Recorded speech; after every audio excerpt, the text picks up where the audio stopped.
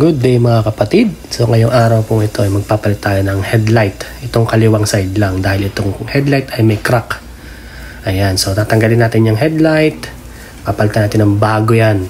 So magtatanggal tayo ng front grille. And then tatanggal natin yung bumper. At saka yung kanyang gulong. Tsaka yung kanyang splash shield. So medyo maraming tatanggalin para sa headlight. Simulan na natin mga kapatid. Let's go! Okay mga kapatid, pasensya na hindi ko na na-videoan yung buong pagtatanggal. So ito yung headlight niya, ito yung crack. Ayan. And then tuturo ko na sa inyo yung connector. Mabilis naman siyang tanggalin. Marami lang babaklasin. So ito yung kanyang connector. Ayan, then 3 bolts lang naman siya. So kakabitan natin yung bago. Ito na. Ito na yung ating bagong headlight.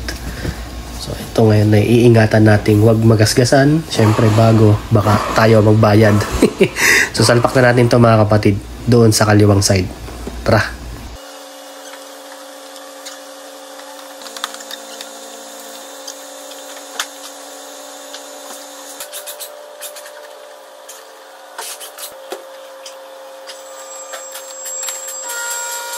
Mahalagang paalala lang mga kapatid kapag nagbalik kayo ng mga pyesa, nagtanggal kayo ng bumper, make sure na walang naiwanang hindi nakakabit kagaya ng connector. Tapos kapag ganyan nagpalit kayo na naka-air suspension ng sasakyan, siguraduhin ninyo na i-adjust nyo, i-calibrate ninyo gamit ng computer yung adjustment ng focus ng kanyang aiming ng headlight niya. Malinaw po yun? Kasi baka mamaya nag-iba yung adjustment niya, masyado mataas o masyado mababa. Okay? So testingin natin yung headlight.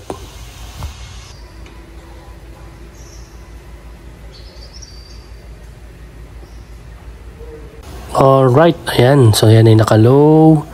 Para mas kita ninyo. Kanan kasi nakikita eh. Naka-low. Try nating i-high yung kanyang headlight. Yan. Okay? So, solve na tayo.